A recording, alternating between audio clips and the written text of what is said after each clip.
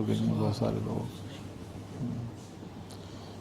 اور جو شوگر سے جو کمیاں پیدا ہو جاتی ہیں، ہاتھ پیروں میں سن ہونا، تھوڑے پھنسے نکلنا، دانے نکلنا، زخم ہونا، وہ بھی کنٹرول ہو جاتا ہے۔ مصفی کے طور پہ بھی چلا سکتا ہوں، میزل میں بھی چلا سکتا ہوں۔ ہاں، عام طور پہ جو ہے وہ شوگر ہائی ہونے کے زیادہ نسخے بتائے جاتے ہیں، لوگوں کے بارے میں بھی کچھ ارشاد فرمائیے۔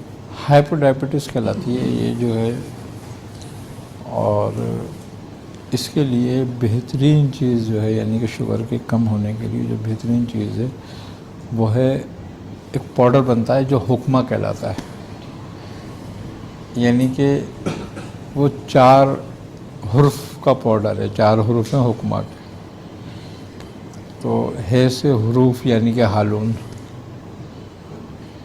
ایسا نہیں بات، اور بعض حکمہ اس کو ہرمل لیتے ہیں۔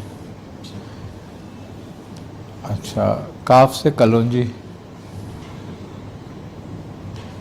میم سے میتھی دانہ، اور الف سے آملہ، یہ چاروں چیزیں مکس کر کے پیس کے رکھ لی جائے تو کبھی نہ ہائی ہوتی ہے نہ لو ہوتی ہے۔ اچھا، پھر اس کی خوبی کی بات یہ ہے کہ یہ بعض لوگوں کے دل کی حرکت کم ہو جاتی ہے، یعنی کہ جیسے 35%، 40%، 50% پہ آ جاتا ہے، یہ کم ہونے لگتی ہے، اس کو بھی یہ لیول پر لے آتا ہے۔ ہاں، اچھا، دوسری بات یہ کہ یہ جگر کی اور لب لبے کی چربی کو دور کرتا ہے۔ تیسری بات یہ ہے کہ گردوں کو فعال کرتا ہے۔ اچھا، کیلشیم کی کمی کو دور کرتا ہے، وٹامن ڈی کی کمی کو دور کرتا ہے، اور قدرتی طور پر جو ہے انسولین پیدا کر کے شوگر کو خون میں سے نہ کم ہونے دیتا ہے نہ آگے بڑھنے دیتا ہے، لیول برقرار رہتا ہے، لیول برقرار رہتا ہے، یعنی کہ فنکشن کو جب یہ درست کرتا ہے نا۔ اصل میں ہمارے ہاں یہ بات ہے کہ ہمارے جسم میں جہاں بھی غدود ہے وہ 2 ہیں، اللہ نے جوڑے سے بنائے ہیں غدود۔ اب ان میں دونوں میں سے ایک کا کام الگ الگ ہے۔ ایک کا کام جو ہے غدود کا وہ ناقلہ ہے، اور ایک کا کام جاذبہ ہے۔ ناقلہ جو ہے وہ پیدا کرنے والا ہے، جنریٹ کرتا ہے وہ کسی بھی رطوبت کو، اور جاذبہ جو ہے وہ اس کو بڑھنے سے روکتا ہے، اگر وہ بڑھنے لگتی ہے تو واپس جذب کر لیتا ہے، تو بیلنس رہتی ہیں رطوبتیں ہماری۔ یہ پورے سسٹم ہے، نظام، پورا نظام ہے یہ۔ جیسے کہ اب جگر جو ہے وہ صفرا جنریٹ کرتا ہے، تو اس کی قوت جو ناقلہ ہے وہ جنریٹ کرتا ہے، اور جاذبہ جو ہے وہ اس کو ایک حد تک رکھتا ہے، بڑھنے نہیں دیتا۔ جب جتنی ہمیں ضرورت ہے ہمارے بدن کو، جب اتنا ہو گیا وہ نے واپس جذب کرنا شروع کر دیا، اس کو واپس لینے لگا وہ، آئی نا سمجھ بات؟ تو جس سے ہمارے بالکل جگر کا نظام درست رہے گا۔ لیکن اگر جاذبہ خراب ہو جائے تو پھر وہ ناقلہ بڑھتا رہتا ہے، یہاں تک کہ یرکان کی کیفیت ہو جاتی ہے، پورا جسم پیلا ہونے لگتا ہے، صفرا بڑھنے لگتا ہے، پیلی پیلی الٹیاں آنے لگتی ہیں، پت پیدا ہونے لگتے ہیں۔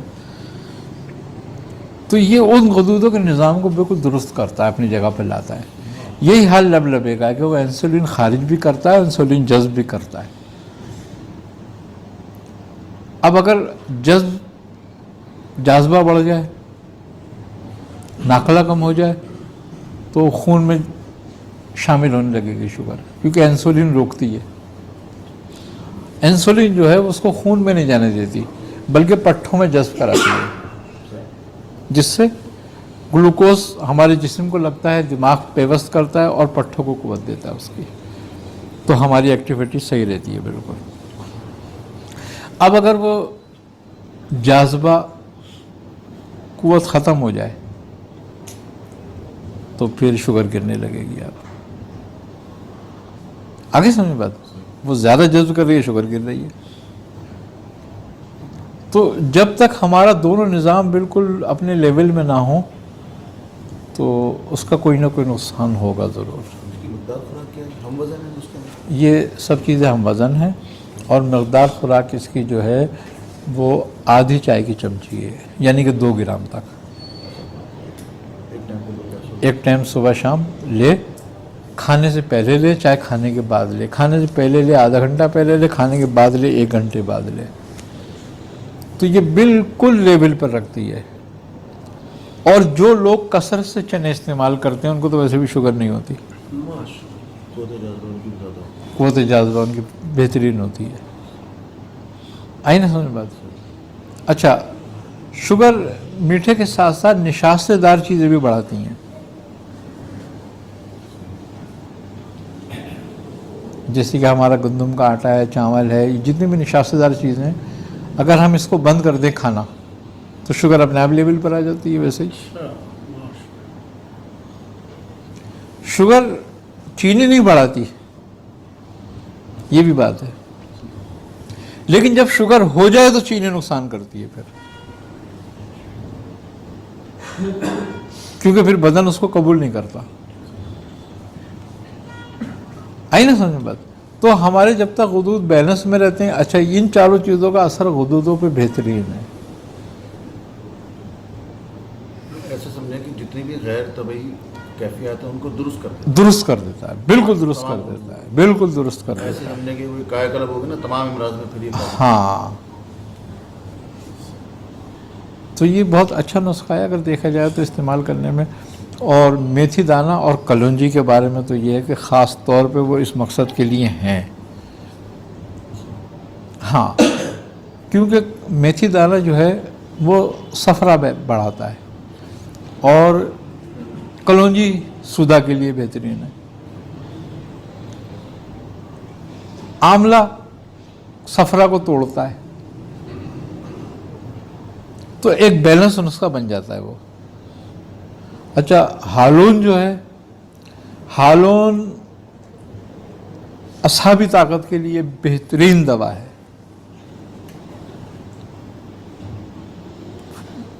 یعنی کہ یوں کہا جائے کہ اعصاب جن کے کمزور ہوں، جن کے اعصاب ایکٹیو نہ رہیں، سستی رہتی ہے، ہالون کے لیے بہت بہترین دوا ہے. اب یہ چاروں چیزیں ایک جگہ ہو جاتی ہیں تو ایک بہترین مرکب ہو جاتا ہے یہ.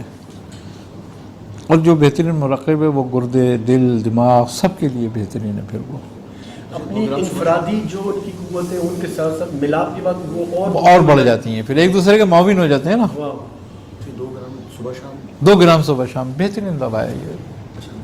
تمام مزاجوں کو دے سکتے ہیں، ہر مزاج کو، اس لیے کہ آملہ صفرا گرمی کو توڑ رہا ہے، ایک سودا کو توڑ رہا ہے تو ایک صفرا کو توڑ رہا ہے تو ایک بلغم کو توڑ رہا ہے. تو کسی کو بڑھنے نہیں دے گا اور کسی کو کم نہیں ہونے دیں گے. تو جب خلطیں آپ کی برابر رہیں گی تو آپ کی طبیعت ٹھیک رہے گی. بلڈ پریشر کے اپ ڈاؤن کا بھی میں بہترین دوا ہے یہ. اچھا، بلڈ پریشر خود کوئی مرض نہیں ہے، جیسے کھانسی خود مرض نہیں ہے کوئی. کھانسی ایک علامت ہے، اور وہ علامت یہ ہے کہ آپ کے پھیپھڑوں پہ کوئی بد رطوبت آ رہی ہے، بری رطوبت آ رہی ہے، تو اس کو دفع کر رہی ہے اپنے اوپر سے. تو وہ کھانسی اٹھتی ہے، بلغم کو باہر پھینکتی رہتی ہے تاکہ پھیپھڑوں میں جمع نہ ہو، اس کا رکھ کے باہر نکال دیتا ہے. آئی سمجھ میں بات؟ اسی طریقے سے ہچکی ہے کہ اگر معدے پہ کوئی غلط رطوبت آ جاتی ہے تو فوراً اس کو پھینکتا ہے تو ہچکی لگتی ہے، وہ نکالنا چاہتا ہے، اس کو ہٹانا چاہتا ہے اپنے اوپر سے. اسی طریقے سے بلڈ پریشر ہے کہ ہمارے گردوں کا فنکشن بگڑ رہا ہے، یا ہمارے دل کا فنکشن بگڑ رہا ہے، یا ہمارے خون میں گاڑھا پن ہو رہا ہے جس کو ہمارا دل جو ہے وہ صحیح معنوں میں سینکشن اور ڈیلیوری نہیں کر پا رہا. تو اب یہ جب باتیں پیدا ہوتی ہیں، اچھا گیس اور تبخیر کی وجہ سے بھی گیس لاک کرتی ہے دل کے پردوں میں، لاکنگ کرتی ہے تو بلڈ پریشر ہائی ہونے لگتا ہے، کیونکہ سینکشن اور ڈیلیوری جو ہوتی ہے وہ ڈسٹرب ہوتی ہے. اب دل کا کام ہی یہی ہے نا کہ وہ دل 2 کام کر رہا ہے، ایک خون لے رہا ہے اور ایک خون دے رہا ہے. ایک سیکشن سے خون آ رہا ہے، ایک سیکشن سے جا رہا ہے. یہ اس کا کام ہے بس، کہ برابر وہ جاری رکھے اس کو اور بیلنس میں رکھے بالکل، کہ جتنا لے اتنا دے.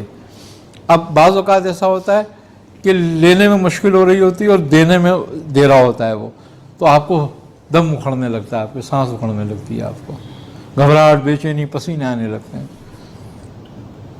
آگے سمجھ بات. اور پھر چونکہ وہ ڈیلیوری زیادہ کر رہا ہے تو بلڈ, خون دماغ میں اکٹھا ہونے لگے گا, رکنے لگے گا, تو اب بلڈ پریشر ہائی ہونے لگے گا آپ کا,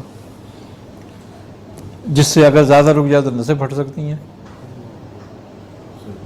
تو یہ مرض نہیں ہے خود کوئی, یہ علامت ہے. جب یہ علامت